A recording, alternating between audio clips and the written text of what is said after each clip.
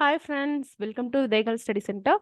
இன்னைக்கு ஒரு முக்கியமான தகவல் தான் நம்ம பதிவு பண்ண போறோம். தேர்வாணையத்தோட தலைவர், டிஎன்பிஎஸ்சி தேர்வாணையத்தோட தலைவர் பிரபாகர் சார் சொல்லியிருக்கக்கூடிய தகவல் தான் நம்ம பார்க்குறோம். நமக்கு தெரியும், ஒவ்வொரு வருஷமும் ஆனுவல் பிளானர் டிஎன்பிஎஸ்சில இருந்து வெளியிடுவாங்க. அடுத்த வருஷத்துக்கான ப்ரிப்பரேஷனுக்கு நமக்கு யூஸ்ஃபுல்லா இருக்கும்.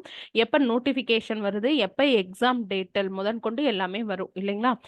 அந்த மாதிரி அடுத்த வருஷம் 2026க்கான டிஎன்பிஎஸ்சியோட ஆனுவல் பிளானர் எப்ப வெளியிடுறதாக தகவல் சொல்லியிருக்காங்க அப்படின்னா, டிசம்பர் மந்த் வெளியிடுறதாக தகவல் சொல்லியிருக்காங்க. ஓகேங்களா?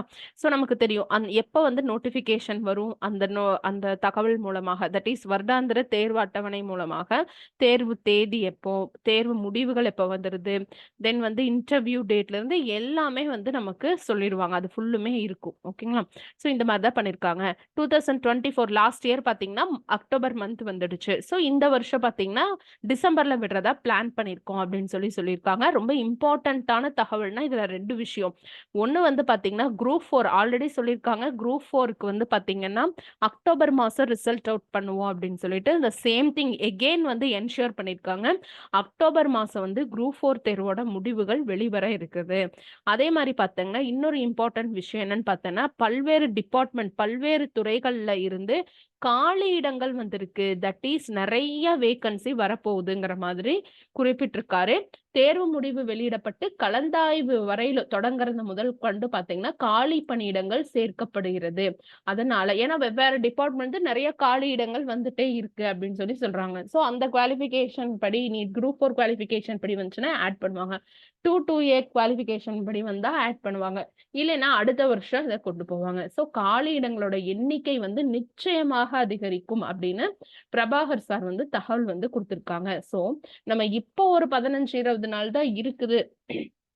ஒரு 18 நாள் இருக்கு அப்படின்னாலும், இன்னைக்கு விட்டாலும் 17 நாள். 17 நாள் ஒரு 10 மணி நேரம் தூங்குறீங்க. தூங்குறீங்க, உங்க ஒர்க் பாக்குறீங்க. மத்த ஹவர்ஸ்ல டெய்லியுமே நீங்க ஒரு 200 டெய்லியும் டே 1ல இருந்து நீங்க ஸ்டார்ட் பண்ணீங்கன்னா, இப்ப இது 100 நெக்ஸ்ட் இயர்க்காக நான் சும்மா போட்டிருக்கேன். பட் நீங்க அவ்ளோ கொஸ்டின்ஸ பண்ணலாம். டெய்லி 200 கொஸ்டின் சிலபஸ்ல இருந்து போட்டுருங்க. ஓகேவா? அப்ப சிலபஸ் ஃபுல்லு கவர் ஆயிருக்கணும். இப்ப உட்கார்ந்து நீங்க சயின்ஸோ, ஜியோகிராஃபியோ நீங்க பார்க்கக்கூடாது. அது தொடர்பான கொஸ்டின்ஸ் போடக்கூடாது. சிலபஸ் வைஸ் பார்த்தீங்க அப்படின்னா, அதை எடுத்துட்டு நமக்கு தெரியும். உங்களுக்கு இப்ப கிராஷ் கோர்ஸ் போயிட்டு இருக்கு இல்லையா? 1ஆம் தேதியிலிருந்து ஸ்டார்ட் பண்ணியாச்சு. 25 டெஸ்ட், 28 நாளுக்கு. ஒரு நாள் 2 டெஸ்ட் போட்டீங்கன்னாவே தெரியும். இப்ப அதுல ஏதோ ஒண்ணு பண்றீங்க. இப்ப ஆர்டிகல் 98ன்னு கேட்கறாங்க. சடனா நமக்கு தெரியல. செக்ரட்டரியேட் ஈச் ஹவுஸ் ஆஃப் பார்லிமெண்ட்டுக்கு இருக்கணும் அப்படின்னு சொல்ற ஆர்டிகல் தான் ஆர்டிகல் 98. அப்புறம் எலெக்ஷன் கமிஷனரோட டென்யூர் கேக்குறாங்க. நம்ம எப்பவுமே 6 இயர் நினைச்சு போடுவோம். ஆனா 5 இயர். ஏன் அப்படி ஆன்சர் கீ குடுக்குறாங்கன்னு பாத்தீங்கன்னா, அது கரண்ட் அஃபேர்ஸ் வரும். 2014ஓட 24ஓட ஆக்ட் படி வருது. இந்த மாதிரி நிறைய விஷயங்களை நீங்க கொஸ்டின் சால்வ் பண்ணது மூலமா தெரிஞ்சுக்க முடியும். ஸ்கீம்ஸ் தெரிஞ்சுக்க முடியும். இந்த மாதிரி டெய்லி 200 கொஸ்டின் நம்ம கிராஷ் கோர்ஸ் போயிட்டு இருக்கு. நீங்க அது தெரியும். இல்லைனாலும் மத்த கொஸ்டின் எங்க கிடைச்சாலும் சிலபஸ் ஃபுல்லு கவர் பண்ற மாதிரி நீங்க போடணும். இப்ப பாத்தீங்கன்னா இன்னைக்கு சிவிசி போட்டீங்கன்னா அடுத்த நாள் நீங்க சிவிசியே போடக்கூடாது. ஏன்னா இன்னைக்கு நீங்க போட்ட கொஸ்டின்ல அது வந்துடும் ஃபுல்லுமே. அதனால ஃபுல் சிலபஸ் கவர் பண்ணி அந்த பேஸ்ல தான் 28 கொஸ்டின்ஸ் 28 டெஸ்ட் வச்சிருக்கோம். ஓகேங்களா? அதை நீங்க கம்ப்ளீட் பண்ணிடலாம். இல்லைனாலும் 200 கொஸ்டின் டெய்லி பண்ணுங்க. இல்ல அப்படின்னா டெய்லி 2 ஹவர்ஸ் கிளாஸ் விதைகள் ஸ்டடி சென்டர்ல போயிட்டு இருக்கு. That is only 4 core subject.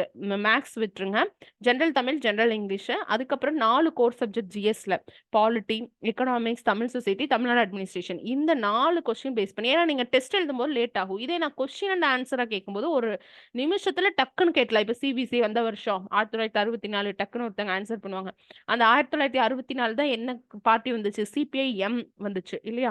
அதுல என்ன கண்டக்ட் ரூல் வந்துச்சு அப்படிங்கறத சொல்லிடலாம். 1964. அதுக்கு முன்னாடி வருஷம் என்ன வந்துச்சு? 1963 சிபிஐ வந்துச்சு. எப்ப ஸ்ட்ராட்டஜரி கண்டிஷன் நமக்கு கொடுத்தாங்க சிபிசிக்கு, எந்த எப்ப கொடுத்தாங்க கமெண்ட் பண்ணுங்க. அதுக்கப்புறம் சந்தானம் கமிட்டியோட பரிந்துரை என்ன காம்போசிஷன், சிவிசிக்கு என்ன காம்போசிஷன் இருக்குது, என்ன டென்யூர் இருக்குது, இதே மாதிரி டென்யூர் இருக்கிறது வேற என்ன இருக்கு, அந்த மாதிரி நம்ம ஒரு 1 ஹவர் 1.5 ஹவர்ல நிறைய விஷயங்கள் ரிவிஷன் பண்ணிடுவோம். சிறுதுளி பெருவெள்ளம் டெய்லி நீங்க அந்த கிளாஸ் அட்டன் பண்ணுங்க. அட்டன் பண்ண முடியலன்னா ரெக்கார்டடாவது நீங்க அதை பார்த்துட்டீங்கன்னா அந்த கிளாஸ்ல கொஸ்டின் அண்ட் ஆன்சர் ஃபார்மேட்ல இருக்கும். உங்களுக்கு அது கம்ப்ளீட் ஆயிடும். ஓகே. மேக்ஸ்க்கு maths previous year question compilation இருக்குது. தமிழுக்கு கிராமர் ஃபவுண்டேஷன் கிளாஸ் இருக்கு. எந்த பார்ட்ல நீங்க வீக்கா இருக்கீங்களோ, அந்த பார்ட்ட மட்டும் என்ரிச் பண்றக்கு, இந்த 17 டேஸ் வந்து நீங்க யூஸ் பண்ணிக்கலாம். ஸோ, எல்லா டிபார்ட்மெண்ட்ல இருந்து அதிகமான வேக்கன்சி வருது அப்படின்னு சொல்லியிருக்காங்க. ஸோ, கான்ஸ்டன்ட்டா நீங்க ஒர்க் பண்ணீங்க அப்படிங்கிற பட்சத்தில, இப்ப ஃப்ரெஷரா இருக்கிறவங்க கூட இந்த எக்ஸாமே பிரதானமா நெனச்சு படிச்சுட்டு இருக்கீங்க அப்படின்னா, டெய்லி அதுக்கு எஃபெக்ட் போனா டெஃபினட்டா ஒரு நாள் நமக்கு அதுக்கு ரீச் கிடைக்கும். நம்ம நோட்டிஃபிகேஷன் வந்தோனே அடுத்த வருஷம் தானே படிக்க போறோம். நோட்டிஃபிகேஷன் வந்தோனே மெதுவா படிக்கலாம் அப்படின்னு இருந்தா ரொம்ப கஷ்டம். இன்றிலை பார்வோம் என்றிருந்தால் வழி. என்னென்ன ஆகுமோ ஓரிரவில். ஏன்னா டிஎன்பிஎஸ்சில எல்லாமே சேஞ்ச் ஆயிருக்கு. இப்ப சிபிடி மாத்துறாங்க. ஃபர்ஸ்ட் குரூப் 2ஏக்கு வந்து ஒன்லி பிரிலிம்ஸ் மட்டும். தட் இஸ் ஒரே ஒரு எக்ஸாம் எப்படி குரூப் 4 நடந்துச்சோ அதே மாரி தான் இருந்துச்சு. அடுத்து பார்த்தீங்கன்னா, மெயின்ஸ் ரிட்டன் கொண்டு வந்தாங்க. அடுத்து பார்த்தீங்களா, சிபிடி கொண்டு வந்தாங்க. ஆக்சுவலா ரிட்டன் கொண்டு வந்திருந்த அதுவே நல்லா இருந்திருக்கும். இல்லையா? 2க்கு 2ஏக்கு ரிட்டனே நல்லா இருந்திருக்கும்.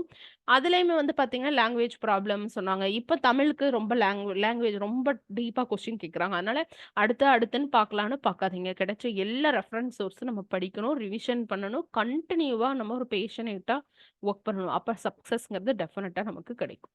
Thank you friends.